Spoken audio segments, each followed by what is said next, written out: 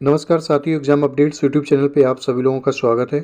उम्मीद करता हूं कि आप सभी लोग अच्छे होंगे और स्वस्थ होंगे। फ्रेंड्स, जो आपकी आईसीआर टेक्नीशियन की जो टियर 1 परीक्षा हो चुकी है, इसी के क्रम में टियर 2 परीक्षा आपकी 8 जनवरी को, उसके लिए सामाजिक विज्ञान का एक सेगमेंट है जिसमें आपके 25 नंबर आते हैं, 25 प्रश्न। तो सामाजिक विज्ञान के कुछ महत्वपूर्ण प्रश्न हैं जो आपके इस वीडियो में हम पढ़ेंगे। जो आपके पिछले किसी न किसी सरकारी परीक्षा में आए हुए प्रश्न हैं वही हमने लिए हैं। तो ये वीडियो फ्रेंड्स सामाजिक विज्ञान के लिए बहुत महत्वपूर्ण रहने वाला है। आपसे रिक्वेस्ट है फ्रेंड्स, यदि आप चैनल पे नए हैं please do subscribe my YouTube channel, ताकि इस तरीके की वीडियो की नोटिफिकेशन आपको प्राप्त हो जाए। इसी तरीके के अपने विज्ञान के कुछ 200-300 प्रश्न अन्य वीडियो के माध्यम से पढ़े हैं, आप उनको भी देख सकते हैं, हमारे चैनल पे उपलब्ध हैं। विज्ञान के महत्वपूर्ण प्रश्न आईसीआर टेक्नीशियन टियर 2 की परीक्षा के लिए। चलिए फ्रेंड्स, जो वीडियो स्टार्ट करते हैं। जो आपका पहला प्रश्न है, यंग इटली सोसाइटी का संस्थापक कौन था? जो फ्रेंड्स आपका जो प्रश्न है, यंग इटली सोसाइटी का संस्थापक कौन था निम्नलिखित में से? पहला ऑप्शन है गैरीवाल्डी, बी है बिस्मार्क, कावूर, मैजिनी। तो इस फ्रेंड्स इसमें से जो आपका सही उत्तर होगा वो आपका मैजिनी। यंग इटली सोसाइटी का संस्थापक था फ्रेंड्स मैजिनी। जो ऑप्शन है डी वो सही होगा। अगला जो प्रश्न है दूसरा, फ्रांस की क्रांति कब हुई थी? जो आपके ऑप्शन है 1789 में, 1788 में, 1790 में, 1787 में। तो फ्रेंड्स इसका जो सही आंसर होगा वो फ्रेंड्स आपका पहले वाला 1789 में, 1789 में फ्रांस की क्रांति हुई थी। तीसरा प्रश्न है फ्रेंड्स, राष्ट्रवाद का उदय सर्वप्रथम किस देश में हुआ था? तो ये साथियों बात करें, आपके जो ऑप्शन है इटली, फ्रांस, इंग्लैंड, जर्मनी, इन चारों देशों में से किस देश में सबसे पहले राष्ट्रवाद का उदय हुआ था? तो फ्रेंड्स आपका हुआ था फ्रांस में। जो आपका विकल्प बी है ये सही हो जाएगा। फ्रांस में सबसे पहले राष्ट्रवाद का उदय हुआ था। अगला जो प्रश्न है, औद्योगिक क्रांति सर्वप्रथम किस देश में प्रारंभ हुई थी? जो ऑप्शन है आपके अमेरिका, रूस, इंग्लैंड, चीन। तो औद्योगिक क्रांति सर्वप्रथम आप गैस कर सकते हैं सबसे पहले इनमें से किस देश में प्रारंभ हुई थी औद्योगिक क्रांति? यदि बात करें फ्रेंड्स तो आपके इंग्लैंड में प्रारंभ हुई थी, यूनाइटेड किंगडम, यूके। अगला जो प्रश्न है पांचवा आपका, निरंकुशवाद से क्या तात्पर्य? मतलब निरंकुशवाद का क्या अर्थ है, क्या समझते हैं? कुछ भी हो सकता है। निरंकुशवाद से क्या तात्पर्य? इसमें ऑप्शन आपके दिए हुए हैं, ऐसी शासन व्यवस्था जिसमें सत्ता पर जनता का अंकुश नहीं होता है। दूसरा आपका है, ऐसी शासन व्यवस्था जिसमें सत्ता पर जनता का अंकुश होता है। ऐसी शासन व्यवस्था जिसमें सत्ता पर कुछ व्यक्तियों का अंकुश होता है। इसमें कुछ व्यक्तियों का अंकुश होता है, इसमें जनता पर अंकुश होता है, इसमें जनता का अंकुश नहीं होता है। और जो आखिरी वाला ऑप्शन है डी, ऐसी शासन व्यवस्था जिसमें सत्ता पर किसी का अंकुश नहीं होता है। ये ऑप्शन है किसी का अंकुश नहीं होता है। तो फ्रेंड्स इसमें आपका जो सही उत्तर होगा वो आपका पहला है। निरंकुशवाद का मतलब है ऐसी शासन व्यवस्था जिसमें जनता का अंकुश नहीं होता है। अगला जो प्रश्न है, 1789 में फ्रांस किस प्रकार का राज्य था? 1789 में जो फ्रांस था वो किस प्रकार का देश था, किस प्रकार का राज्य था? मतलब वहाँ पे जो व्यवस्था थी वो असीमित राजतंत्र था, सीमित राजतंत्र था, प्रजातंत्र था या गणतंत्र था? तो फ्रेंड्स आपका जो सही जवाब होगा सीमित राजतंत्र था। 1789 में फ्रांस क्या था? एक सीमित राजतंत्र था। ऑप्शन बी सही हो जाएगा। अगला जो प्रश्न है सातवां, वियना की संधि कब हुई थी? वियना की संधि आपके ऑप्शन है 1815 में, 14 में, 17 में, 18 में। ये सारे ऑप्शन मिलते जुलते हैं, 14, 15, 17, 18। मतलब 1815, 1814, 1817, 1818, इनमें से किस वर्ष वियना की संधि हुई थी? तो फ्रेंड्स इसका जो सही ऑप्शन है 1815। 1815 में वियना की संधि हुई थी। अगला जो प्रश्न है फ्रेंड्स वो है आपका, भारतीय जनसंघ को कब और किसके द्वारा गठित किया गया था? ये भारतीय वही जनसंघ है जिसको बाद में भारतीय जनता पार्टी के नाम से अब भी जाना जाता है। तो भारतीय जनसंघ को कब और किसके द्वारा गठित किया गया था? तो आई होप आप लोग अवेयर होंगे यदि भारतीय जनता पार्टी का नाम ले दिया है। जिसके संस्थापक थे डॉक्टर श्यामा प्रसाद मुखर्जी। ये 1951 में 1951 में श्यामा प्रसाद मुखर्जी के द्वारा।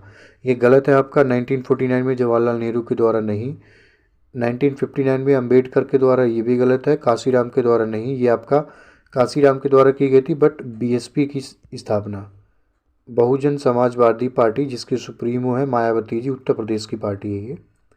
निम्नलिखित में से किसने इटली के एकीकरण को संभव बनाया था? निम्नलिखित में से किसने इटली के एकीकरण को संभव बनाया था? इसमें आपका पहला जो ऑप्शन है गैरीवाल्डी ने, कावूर ने, मैजनी ने, उपरोक्त सभी ने। किसने मतलब इटली के एकीकरण को संभव बनाया था? इसका जो आंसर होगा फ्रेंड्स, उपरोक्त सभी ने। इटली के एकीकरण में इन तीनों व्यक्तियों का योगदान था, गैरीवाल्डी का, कावूर का और मैजिनी का। अगला जो प्रश्न है, मार्टिन लूथर द्वारा चलाए गए आंदोलन का क्या नाम था? मतलब इनमें से किस आंदोलन को मार्टिन लूथर के द्वारा चलाया गया था? Martin Luther king. जो पहला ऑप्शन आपका कैथोलिक, प्यूरिटन, प्रोटेस्ट, इनमें से कोई नहीं। देखो कोई नहीं तो सही नहीं है, बट आप ऑप्शन देख सकते हैं कैथोलिक, प्यूरिटन, प्रोटेस्ट। जो इसका सही जवाब होगा फ्रेंड्स वो आपका सी है, प्रोटेस्ट। प्रोटेस्ट नाम का जो आंदोलन था वो मार्टिन लूथर के द्वारा चलाया गया था। प्रोटेस्टेंट, ये है प्रोटेस्टेंट। महान धर्म सुधारक मार्टिन लूथर किस देश के निवासी थे? जर्मनी के थे, इटली के थे, फ्रांस के थे या इंग्लैंड के थे? साथियों मार्टिन लूथर जो थे बहुत ही मार्टिन लूथर को यहाँ तक कि बहुत ग्रेट पर्सनालिटी थे, जो आपके जर्मनी के निवासी थे। कहाँ के थे? जर्मनी के। जो आपका सही ऑप्शन है वो आपका ए हो जाएगा, जर्मनी के। इटली, फ्रांस, इंग्लैंड नहीं। अगला जो प्रश्न है फ्रेंड्स आपका, फ्रांस की क्रांति का तात्कालिक कारण क्या था? ऑप्शन है आपके एस्टेटस जनरल का अधिवेशन, दार्शनिकों की भूमिका, आर्थिक तंगी, सम्राट के निरंकुशता। तो फ्रांस की जो क्रांति थी उस समय का जो तात्कालिक कारण तक क्या था फ्रांस की क्रांति का? ऑप्शन आपके एस्टेटस जनरल का अधिवेशन, ऐसे लिख जाना चाहिए, एस्टेटस जनरल का अधिवेशन। एस्टेटस जनरल का अधिवेशन, दार्शनिकों की भूमिका, आर्थिक तंगी, सम्राट की निरंकुशता। इसका जो सही जवाब होगा फ्रेंड्स आपका ऑप्शन है एस्टेटस जनरल का अधिवेशन। इसकी वजह से आपकी फ्रांस की क्रांति हुई थी। महान दार्शनिक वॉल्टेयर ने किस देश की क्रांति को प्रभावित किया था? वॉल्टेयर बहुत ग्रेट फिलोसफर थे ये। तो इन्होंने किस देश की क्रांति को प्रभावित किया था? वो आपके देशों के नाम हैं, अमेरिका को, इंग्लैंड को, या फिर रूस या फ्रांस। आप गैस कर सकते हैं। इसका जो सही जवाब है जो आपका सही जवाब है फ्रांस। फ्रांस की क्रांति को इन्होंने प्रभावित किया था वॉल्टेयर ने। अगला जो प्रश्न है, संसदीय प्रजातंत्र की स्थापना किस देश में सर्वप्रथम हुई थी? संसदीय प्रजातंत्र की स्थापना सबसे पहले किस देश में हुई थी? ऑप्शन है आपका इटली, इंग्लैंड, फ्रांस और जर्मनी। इनमें से किस देश में सबसे पहले संसदीय प्रजातंत्र की स्थापना हुई थी? तो वो आपकी हुई थी इंग्लैंड में। आपका ऑप्शन जो बी है वो सही हो जाएगा। अगला जो प्रश्न है, महात्मा गांधी ने कौन सी पुस्तक लिखी थी? इनमें से कौन सी पुस्तक है वो महात्मा गांधी की लिखी हुई है? पुस्तकों के नाम है आपके गुलामगिरी, जो ज्योतिबा फुले के द्वारा लिखी गई थी। जो दूसरी आपकी किताब है हिंद स्वराज, ये आपका गांधी जी की किताब है, Hind Swaraj discovery of India, ये आपके जवाहरलाल नेहरू की द्वारा लिखी हुई किताब है। अगला जो प्रश्न है फ्रेंड्स आपका, दलित वर्ग संगठन की स्थापना किसने की थी? ये दलित वर्ग एसोसिएशन होना चाहिए, एसोसिएशन या संगठन, एसोसिएशन। दलित वर्ग एसोसिएशन की स्थापना किसने की थी? आपके जो ऑप्शन है महात्मा गांधी, दादा भाई नौरोजी, B.R. अम्बेडकर, भीमराव अम्बेडकर, जयप्रकाश नारायण। भीमराव अम्बेडकर जिन्होंने हमारा संविधान निर्माता है जो। इनमें से कौन सा विकल्प सही होगा? दलित वर्ग एसोसिएशन की स्थापना किसने की थी फ्रेंड्स? आपका जो सही ऑप्शन है भीमराव अम्बेडकर। ऑप्शन सी आपका सही हो जाएगा, B.R. अम्बेडकर।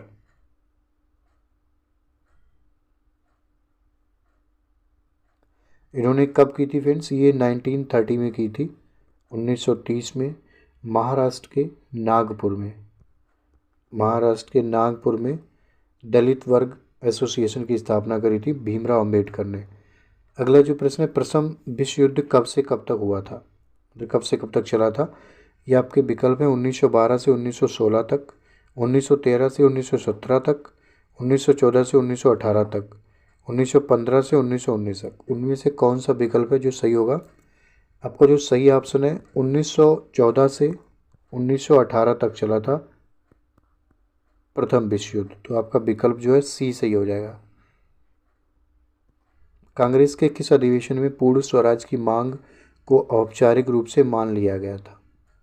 पूर्ण स्वराज की मांग को नागपुर अधिवेशन में, इलाहाबाद अधिवेशन में, लाहौर अधिवेशन में, कोलकाता अधिवेशन में। तो ये फ्रेंड्स इसका आपका सही ऑप्शन होगा। कांग्रेस के लाहौर अधिवेशन में जो पूर्ण स्वराज की मांग को पूरी तरीके से ऑफिशियल तरीके से औपचारिक तरीके से इन्होंने मान लिया था, स्वीकार किया था लाहौर अधिवेशन में। अगला जो प्रश्न है 19वां, जर्मनी के एकीकरण में मुख्य भूमिका किसकी थी? जर्मनी के एकीकरण में मुख्य भूमिका किसकी थी? विकल्प है आपके विलियम प्रथम की, नेपोलियन की, ओटो वॉन बिस्मार्क की, उपरोक्त सभी की। जर्मनी के एकीकरण में मुख्य भूमिका किसकी थी?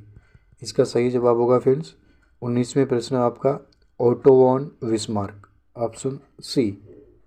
इनकी मुख्य भूमिका थी जर्मनी का एकीकरण करने में। फ्रांस में गणतंत्र की घोषणा किस वर्ष की गई थी? आपके जो ऑप्शन है 1930 में, 1915 में, 1948 में, 1971 में। फ्रांस में गणतंत्र की घोषणा किस वर्ष की गई थी? आपका जो ऑप्शन 1815 जो है, सॉरी आपके जो ऑप्शन हमने गलत बोले, ये 1830 है। 1830, 1815, 1848 और 1971।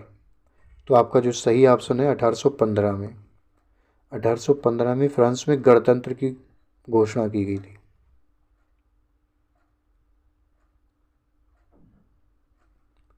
अगला जो प्रश्न है, जब फ्रांस छींकता है तो बाकी यूरोप को सर्दी जुकाम हो जाता है, ये कथन है। जब फ्रांस छींकता है तो बाकी यूरोप को सर्दी जुकाम हो जाता है, ये पूरा एक सेंटेंस है, पूरा कथन है।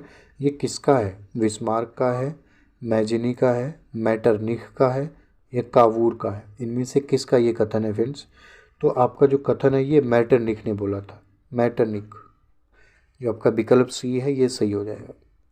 नेपोलियन का संबंध किस देश से है? नेपोलियन का संबंध किस देश से है? विकल्प हैं आपके France, B Italy, C England, Germany. Napoleon का संबंध किस देश से है? वो आपका फ्रांस। पहले ए वाला जो ऑप्शन है वो सही हो जाएगा। यूरोप में राष्ट्रवाद के उदय का काल क्या था? ये कॉल नहीं होना चाहिए, ये तो फिर कॉल हो जाएगा। काल क्या था? यूरोप में राष्ट्रवाद के उदय का काल क्या था? 1914 से 1918, 1918 से 1939, 1921 से 1939, 1919 से 1939। इसमें से आपका जो सही विकल्प क्या होगा फ्रेंड्स? 1914 से 18, 1918 से 39, 21 से 39, 19 से 39। इसका जो सही आंसर होगा फ्रेंड्स आपका 1919 से 39, ये वाला। 1919 से 1939 में यूरोप में राष्ट्रवाद का उदय हुआ था। ऑप्शन आपका जो डी है वो सही हो जाएगा। अगला जो प्रश्न है, बिस्मार्क ने किस नीति के द्वारा जर्मनी के एकीकरण में सफलता पाई थी? जर्मनी का जो एकीकरण किया गया था बिस्मार्क के द्वारा किया गया था, बट इन्होंने किस नीति के द्वारा एकीकरण में सफलता पाई थी? रक्त और लौह नीति के द्वारा, लोकतांत्रिक नीति के द्वारा, उदारवादी नीति के द्वारा, पृथक्करण नीति के द्वारा। इनमें से बताना आपका जो सही ऑप्शन है फ्रेंड्स आपका पहले वाला ही, रक्त और लौह की नीति। ए विकल्प है जो सही हो जाएगा। रक्त और लौह नीति के द्वारा जर्मनी के एकीकरण में बिस्मार्क ने सफलता पाई थी। अगला जो प्रश्न आपको, निम्न में से क्या एक इंडियन नेशनल कांग्रेस की विशेषता है? मतलब आईएनसी जो है हमारा आज का जो दल है, इसको केवल कांग्रेस भी बोलते हैं। मल्लिकार्जुन खड़गे जी जो अध्यक्ष बनाए गए हैं वर्तमान के, उसका जो ऑप्शन है वामपंथी विचारधारा, नई आर्थिक नीतियों का समर्थन, सामाजिक विचारधारा, आर्थिक असमानता। मतलब इनमें से कौन सी एक है जो कांग्रेस की विशेषता है? तो इसका जो सही ऑप्शन होगा नई आर्थिक नीतियों का समर्थन। कांग्रेस जब अस्तित्व में आई थी 1885 में, तो इसका यही था मूल कि नई आर्थिक नीतियों का समर्थन करती थी। आप इसके बारे में समझ सकते हैं 1985 में इसका स्थापना हुई थी। हमारे देश की सबसे पुरानी पार्टी है और जिसकी स्थापना हुई थी ए ओ ह्यूम के द्वारा, एलेन ओक्टेवियन ह्यूम के द्वारा। निम्न में से कौन सा रेशा गोल्डन फाइबर कहलाता है? गोल्डन फाइबर कौन सा रेशा कहलाता है? ऑप्शन है आपके जूट, ऊन, रेशम, कपास। इनमें से कौन सा जो रेशा है वो आपका गोल्डन फाइबर कहलाता है फ्रेंड्स। गोल्डन फाइबर आपका जो विकल्प ए है, जूट को कहा जाता है गोल्डन फाइबर रेशा। धर्म को कभी राजनीति से अलग नहीं किया जा सकता, ये कथन किसका है? ये कथन किसका है? धर्म को कभी राजनीति से अलग नहीं किया जा सकता। आपके जो विकल्प है सुभाष चंद्र बोस जी का है, जवाहरलाल नेहरू का है, महात्मा गांधी जी का, या फिर भीमराव अम्बेडकर जी का। ये फ्रेंड्स आपका कथन है भारत के राष्ट्रपिता महात्मा गांधी जी का। महात्मा गांधी ने ऐसा बोला था कि धर्म को कभी भी राजनीति से अलग नहीं किया जा सकता है। हम सुनते भी हैं चुनाव के वक्त की राजनेता धर्म की राजनीति से वोट प्राप्त करते हैं, तो ये कहीं ना कहीं से सार्थक है। उदारवाद से क्या तात्पर्य है? निजी संपत्ति का अभाव, जो आपका पहला ऑप्शन है। उदारवाद से क्या तात्पर्य है, क्या समझते हैं, क्या मतलब है? तो इनमें से जो सही ऑप्शन है वो ढूंढना है। निजी संपत्ति का अभाव। दूसरा है राज्य द्वारा आर्थिक गतिविधियों पर पाबंदी, व्यक्ति को स्वतंत्र तथा कानून के समक्ष समानता, कुछ लोगों के हाथों में शासन की शक्ति। इनमें से कौन सी जो लाइन है वो उदारवाद को अच्छे से परिभाषित करती है?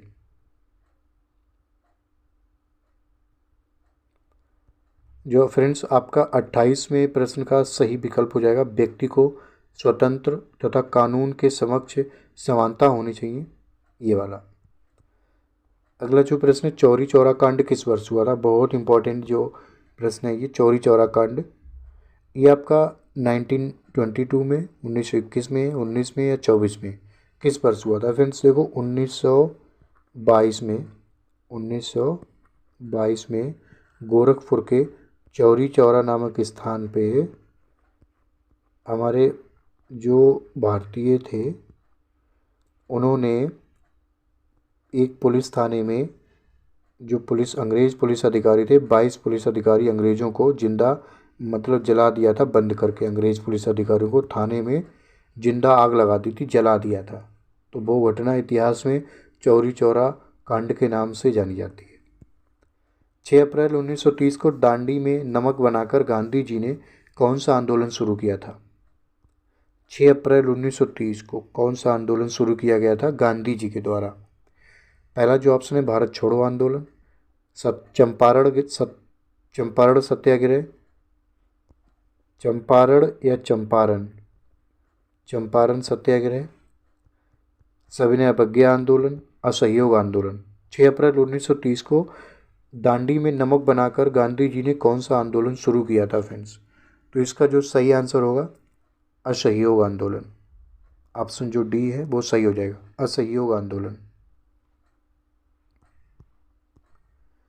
अगला जो प्रश्न है भारतीय जनता पार्टी का मुख्य प्रेरक सिद्धांत क्या है? भारतीय जनता पार्टी का मुख्य प्रेरक सिद्धांत है समग्र मानवतावाद, आस्पृश्यता, अनटचेबिलिटी, क्रांतिकारी आंदोलन या आधुनिकता। इनमें से जो कौन सा जो विकल्प सही होगा भारतीय जनता पार्टी का मुख्य प्रेरक सिद्धांत के रूप में? भारतीय जनता पार्टी का जो मुख्य सिद्धांत है ये समग्र मानवतावाद। अस्पृश्यता के बारे में आप समझ सकते हैं, भारत के जो संविधान है आर्टिकल 17 में बताया गया है अस्पृश्यता का सिद्धांत, अनटचेबिलिटी। और 1971 में जर्मनी का प्रथम सम्राट किसे घोषित किया गया था? 1971 में जर्मनी का प्रथम जो सम्राट था वो किसको बनाया गया था? काइजर विलियम प्रथम को, विलियम द्वितीय को, ओटो वॉन बिस्मार्क को, या इनमें से किसी को नहीं। जो 32वें प्रश्न का आपका सही आंसर क्या होगा फ्रेंड्स? आपका जो सही विकल्प है वो ए हो जाएगा, काइजर विलियम प्रथम को 1971 में जर्मनी का प्रथम सम्राट घोषित किया गया था, विलियम प्रथम को 71 में जर्मनी का प्रथम सम्राट।